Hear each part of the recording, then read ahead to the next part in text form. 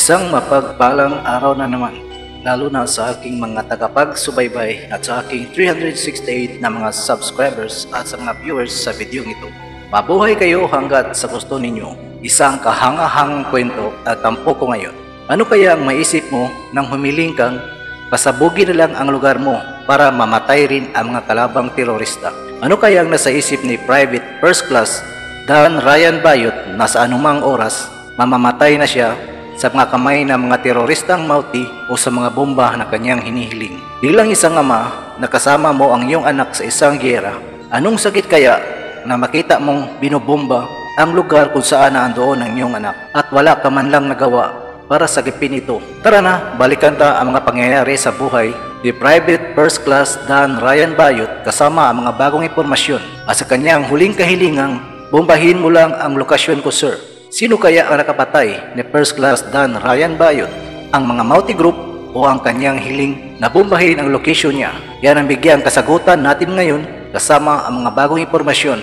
At kung ngayon ka lang napadpad sa muting channel ko, ay welcome kayo dito. Sana gawin mong tambayan ng channel ko.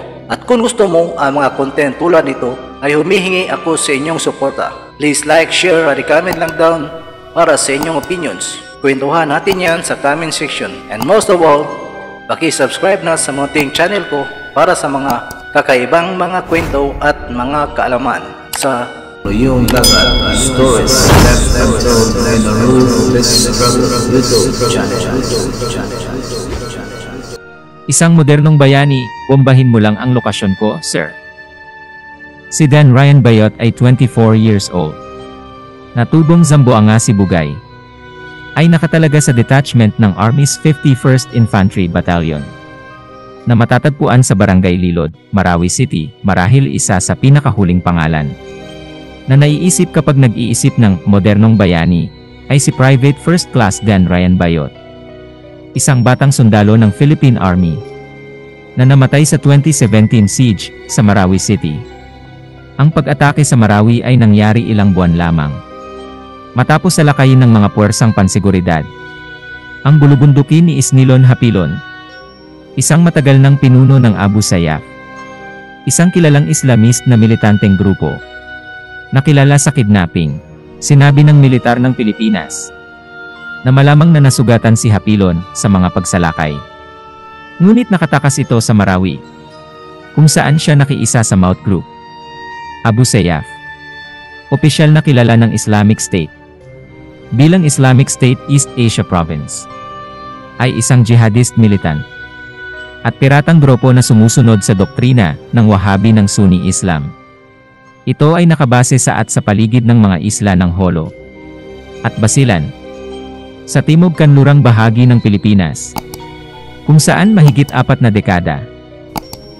Ang grupong Maute, na kilala rin bilang Islamic State of Lanao, ay isang radikal na grupong Islamista na binubuo ng mga dating gerilya ng Moro Islamic Liberation Front at mga dayuhang mandirigma na pinamumunuan ni Omar Maute, ang sinasabing tagapagtatag ng isang Daulat Islamia o Islamic State na nakabase sa Lanao del Sur, Pilipinas.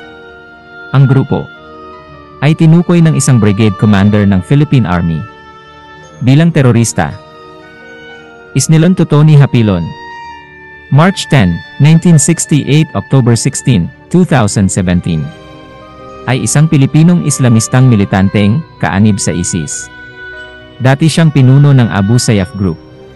Bago ang grupong ito ay nangako ng kanilang katapatan kay Abu Bakr al-Baghdadi. A modern hero, just bombed my location, sir. Private First Class Dan Ryan Bayot. Ang kanyang kwento ay humitak sa puso ng maraming Pilipino. Noong unang ihayag ito, ilang araw pagkatapos sumiklab ang Marawi Siege. Mula sa digmaan, ipinanganak ang isang bayani. Nagsimula ang Marawi Siege, na itinuring na pinakamalaking urban battle sa pagitan ng puwersa ng Estado at mga marahas na terorista.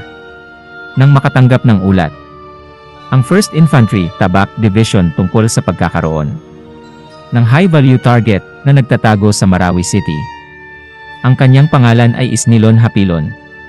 Ang pinaka-senior na pinuno ng teroristang Abu Sayyaf Group o ASG, si Private First Class Dan Ryan Bayot ay 24 anyos na tubong Zamboanga Sibugay, ay nakatalaga sa detachment ng Army's 51st Infantry Battalion na matatagpuan sa Barangay Lilod, Marawi City. Ang unit ni First Class Dan Ryan Bayot ay isa sa mga pinakaunang rumesponde sa frontlines ng mga sundalo. Nang sumiklab ito noong May 23, 2017, inatasan silang magbigay ng karagdagang seguridad malapit sa bahay ng isang opisyal ng lokal na pamahalaan laban sa mga mandirigma na pinamumunuan ng Maot Group na tumutulong kay Hapilon. Noong May 24, 2017, ikalawang araw ng bakbakan, inatake ng mga terorista ang unit ni First Class Dan Ryan Bayot. Tinamaan sila ng putok ng mga baril na nagmumula sa bahay ng opisyal ng gobyerno na kinuha ng mga kalaban. Nakapagradyo ang unit ni Private First Class Dan Ryan Bayot sa kanilang commanding officer nang humingi sila ng reinforcement.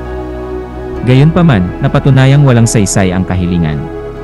Dahil ang lahat ng mga landas patungo sa kanilang lokasyon ay hinarangan ng mga kaaway na ginagawang halos imposible ang anumang pagtatangka para sa pagsagip. Shocking request. Nakakagulat na kahilingan. Ilang oras sa bakbakan, lahat ng 5 BOC o mga kasama ni Private First Class Dan Ryan Bayot ay napatay ng mga terorista. Sa huling pagkakataon, nakipag-ugnayan siya sa kanilang commanding officer, kung saan siya nagbigay ng kanyang mga coordinate at gumawa ng isang kahilingan na ikinabigla ng kanyang mga nakatataas. Bombahin nyo na lang ang location ko, sir. Bombahin mo lang ang lokasyon ko, sir. Nagpakita ng pagiging hindi makasarili at lakas ng loob nang ipilit ang kanyang mga kasamahan na magpaputok sa kanyang kinalalagyan para ma-neutralize ang mga rebelde sa kanyang lugar, ayon sa A. Pickers, Armed Forces of the Philippines Civil Relations. Makalipas ang 4 na araw, noong May 28, 2017, nakuha ng tropa ng gobyerno na kinabibilangan ng ama ng batang army na si Sergeant Larry Bayot ng 1st Infantry Battalion ang katawan ni Private First Class Dan Ryan Bayot at ang kanyang mga kasamahan. Ayon kay Sergeant Larry Bayot, ito'y ay napakasakit na tagpo. Sa buong buhay niya, hindi man lang niya na ipagtanggol ang kanyang anak habang nandoon siya sa lugar. Sa pinangyayarihan, wala na siya magawa habang pinagmasdan ang pagbobomba sa lugar. Ayon na rin ito sa kahilingan ng kanyang anak at pagmamahal sa bayan. Noong October 23, 2017, idineklara ang Marawi City na malaya na mula sa kamay ng mga teroristang grupo. Matapos ang 5 buwang bakbakan, ang labanan ay nag-iwan ng 847 na mga terorista na namatay. 163 na mga sundalo at pulis ang napatay. Higit sa 1,400 na mga tropa ang nasugatan. At 1.1 milyong residente ang lumikas. Para sa kanyang mga kabayanihan, ginawaran si Private First Class Dan Ryan Bayot ng Order of Lapu-Lapu, isang pambansang Order of Merit, bilang pagkilala sa kanyang napakahalaga o pambihirang serbisyo habang nasa linya ng tungkulin. Tunay ngang isa lamang si Private First Class Dan Ryan Bayot sa libu-libong sundalong nagpakita ng pambihirang katapangan nang tumugon sa panawagan ng tungkulin para lamang matiyak ang kapayapaan, seguridad at kalayaan, hindi lamang ng Marawi City, kundi ng buong bansa. Tulad ng daan-daang iba pang mga sundalo na nagbayad ng sukdulang halaga. Sa Marawi City, ginampanan ni First Class Dan Ryan Bayot ang kanyang mga tungkulin kahit nasa kapinsalaan ng kanyang sariling buhay. Kahit na gumawa ng medyo hindi pangkaraniwan na nakakataas ng buhok. Ngunit, kapuri-puri na kahilingan. Ayon kay Sergeant Larry Bayot, Naalala niya na ang kanyang anak ay pilit na ibinigay ang kanilang mga coordinate at humiling ng isang rescue ng militar na hindi dumating. Sabi niya, "Fire in my location, sir." "Ito na lang coordinate ko, sir." Binigay niya ang coordinate niya. Pakanon niya o ano ba, pero walang kanon. Ayon kay Sergeant Larry Bayot, dahil sa sitwasyon, napilitan ang kanyang anak na tumindig at isakripisyo ang kanyang buhay sa paglaban sa mga terorista. Ayon kay Sergeant Larry Bayot, tumayo na siya sa kalaban. "Bahala na yung anak ko. Mamatay na siya basta mamatay din ang kalaban." Di lang siya nag-iisa. Marami ang namamatay. Ayon kay Sergeant Larry Bayot, tanggap ni Sergeant Larry Bayot ang sinapit ng kanyang anak, isang sundalong nanindigan hanggang sa kanyang huling hininga. "Tanggap ko na rin ang pagkamatay niya kasi proud naman ako." Ayon kay Sergeant Larry Bayot. Sinabi ni Ian Patrick Bayot, nakabatang kapatid, nakukuha siya ng inspirasyon sa paglilingkod ng kanyang kapatid sa bansa. "Hero talaga ang kuya ko. Di yan natatakot kahit anong laban. Binuwis niya talaga ang buhay niya para sa bayan. Sobrang nakaka-inspire ang buhay niya." Ayon sa batang si Ian. Hinimok din niya si Pangulong Rodrigo Duterte noon. Natulungan siyang maging sundalo at makapasok sa Philippine Military Academy. "Gusto ko tulungan mo ako maging sundalo. Kahit wala na yung kuya ko.